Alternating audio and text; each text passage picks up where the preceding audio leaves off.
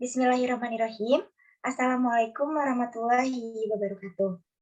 Hai, salam bahagia bagi kita semua. Puji syukur saya panjatkan terutama kepada Allah Subhanahu wa Ta'ala. Salawat serta salam tak lupa kepada baginda kita yaitu Rasulullah Shallallahu Alaihi Wasallam. Karena berkat rahmat dan hidayahnya, saya dan penonton dapat berjumpa dalam video YouTube kali ini. Perkenalkan, nama saya Ajeng Fitri Nursyani dengan NIM 2007210, Program Studi Pendidikan Geografi, Fakultas Ilmu Pengetahuan Sosial, Universitas Pendidikan Indonesia. Teman-teman, pada kedengeran nggak sih itu ada suara notif? Kedengeran. Oke, udah di... Gak apa-apa lah, J, nanti aku cut aja. Bismillahirrahmanirrahim. Assalamualaikum warahmatullahi wabarakatuh. Hai, salam bahagia bagi kita semua. Puji syukur saya panjatkan terutama kepada Allah Subhanahu wa Ta'ala. Salawat serta salam tak lupa kepada baginda kita Rasulullah Shallallahu Alaihi Wasallam. Karena berkat rahmat dan hidayahnya, saya dan penonton dapat berjumpa dalam video YouTube kali ini. Perkenalkan, nama saya Ajeng Fitri Nursyani dengan NIM 2007210, Program Studi Pendidikan Geografi, Fakultas Pendidikan Ilmu Pengetahuan Sosial, Universitas Pendidikan Indonesia. Teman-teman, pada kesempatan kali ini saya akan mencoba menyampaikan review sebuah buku yang berjudul Antara Tradisi dan Agama, Telaah Naskah Ajimat Aceh, dengan penulis Khoirunisa Ahsanah AS. Oke, langsung aja, hope you like it.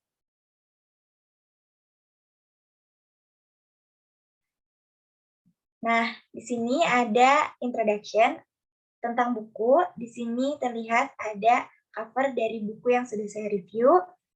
Dari cover tersebut terdapat judul yaitu Antara Tradisi dan Agama, Telaah Naskah Ajimat Aceh.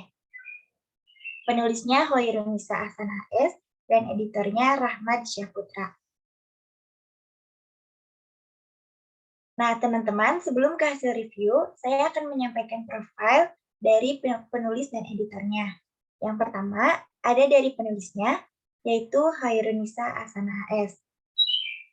Khoirunisa Ahsanah AS, atau biasa dipanggil Ahsanah, lahir di pelosok Kalimantan Tengah, tepatnya di Puluk Cahu pada tanggal 18 Januari 1986. Bersekolah dasar di Kabupaten Teweh Tengah, dan melanjutkan sekolah menengah pertama di Kalimantan Selatan pada tahun 2000. Kemudian 2004 menamatkan sekolah menengah atas dan dari Pondok Modern Darussalam Gontor Putri Mantingan, Ngawi, Jawa Timur. Beliau melanjutkan S1 pada jurusan Bahasa Arab di IAIN Antasari, Banjarmasin, lulus pada tahun 2010. Melanjutkan S2 di Pascasarjana UIN Syarif Hidayatullah Jakarta, bidang Islamic Studies, spesifikasi Filologi Islam, dan selesai pada tahun 2014. Kemudian, setahun berikutnya, tepatnya pada tahun 2015, beliau menjadi dosen tetap di Fakultas Adab dan Humaniora UIN Araniri, Banda Aceh, mengampu mata kuliah Filologi. Nah, selanjutnya ada editor, yaitu Rahmat Syahputra, dilahirkan pada tanggal 10 April 1991, menamatkan pendidikan pertama di MI Melaboh pada tahun 2003, kemudian melanjutkan MTS swasta Nurul Huda pada tahun 2006, melanjutkan MA Melaboh 1 pada tahun 2009, kemudian melanjutkan sarjana pendidikan Islam di Sekolah Tinggi Agama Islam atau STAI Tengku di Rundeng Melaboh pada tahun 2014. Lalu, program Pasca Sarjana Universitas Siakuala, program studi administrasi pendidikan pada tahun 2017. Dan program Pasca Sarjana Universitas Islam Negeri Araniri, Banda Aceh, program studi ilmu agama Islam atau Islamic Studies dengan konsentrasi sejarah dan tamadun Islam. Saat ini beliau aktif sebagai peneliti penulis, dan narasumber dari beberapa kegiatan seminar, workshop, maupun berbagai pelatihan yang berkaitan dengan kepemimpinan, manajemen, dan organisasi, ilmu kependidikan, administrasi pendidikan, manajemen strategis, studi keislaman, dan sejarah. Beralih dari profil penulis dan editor, selanjutnya yaitu isi review buku antara tradisi dan agama, telaah naskah Ajimat. Pada buku yang sudah dibaca dan diamati, dapat disimpulkan bahwa buku ini merupakan buku yang fokus utamanya mengenai identifikasi teks Ajimat Aceh dengan keterkaitan dengan Islam dan budaya lokal yang berkembang hampir bersamaan di Aceh. Kepercayaan masyarakat Aceh terhadap Ajimat yang memiliki unsur supranatural sudah terjadi sebelum abad 16 Masehi. Hingga sekarang, pertumbuhan kepercayaan terhadap Ajimat merupakan turunan dari tradisi lama yang sudah ada sejak masa lampau, bahkan beriringan dengan masuk dan berkembangnya Islam. Bukti ketercapaian budaya dan peradaban tinggi dapat dilihat melalui naskah-naskah yang ada. Salah satunya adalah naskah Ajimat. Naskah Ajimat tersebut merupakan bagian dari sejarah masa lampau yang mampu bercerita banyak hal kepada masyarakat sesudahnya. Naskah tersebut membuktikan bahwa Aceh mampu menghasilkan dan memberikan kontribusi besar terhadap khasanah keislaman dan kebudayaan di Nusantara. Sekaligus menampakkan daerah Aceh dengan corak heterogen dan warna tersendiri. Dapat disimpulkan bahwa yang pertama, selain dipengaruhi oleh unsur budaya pra-Islam, terdapat beberapa faktor lain yang mempengaruhi pemanfaatan Ajimat, di antaranya kondisi sosial, ekonomi, politik, dan sufisme. Yang kedua, berdasarkan fungsi dan tujuan dari Ajimat yang dijumpai, maka Ajimat dalam hal ini dapat dikelompokkan ke dalam 3 tujuan, yaitu protektif, produktif, dan destruktif, yang sekaligus merefleksikan 3 nilai penting, yaitu humanis, ekonomis, dan nilai agamis sebagai unsur terkuat yang melatar belakanginya.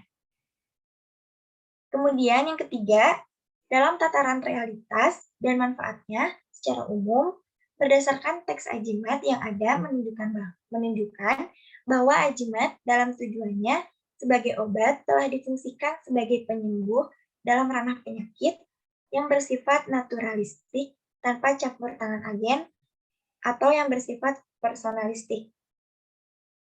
Teman-teman, kesimpulan tersebut dihasilkan melalui proses identifikasi dari beberapa teori berkenaan dengan kajian-kajian terdahulu. Dan dalam hubungannya dengan budaya, penelitian ini sependapat dengan teori yang dipaparkan Hermansyah bahwa makna dari sebuah bentuk, bahan, dan tubuh merupakan satuan budaya yang dihasilkan melalui proses interaksi sosial, dengan indikator bahwa apapun yang dihasilkan dari proses budaya, termasuk benda Ajimat dan teks naskah yang dijumpai, dapat dikategorikan sebagai sebuah bukti dan wujud dari manifestasi atau peninggalan budaya yang dihasilkan dari proses interaksi sosial yang pernah terjadi. Kemudian selanjutnya akan ada kelebihan dan kekurangan, yaitu yang pertama ada kelebihan. Buku ini memiliki kelebihan, yaitu menjelaskan secara detail mulai dari Ajimat itu sendiri dan kebudayaan Islam di Aceh. Kemudian bagaimana keterhubungan Ajimat Aceh dengan Islam dan budaya lokal di Aceh. Selain itu dijelaskan bagaimana khususnya masyarakat Aceh mempercayai teks Ajimat. Terlepas dari isinya, buku ini juga didukung dengan cover yang menarik, namun isinya rinci dan mudah dipahami, sehingga ketika melihat buku ini tidak terlihat membosankan.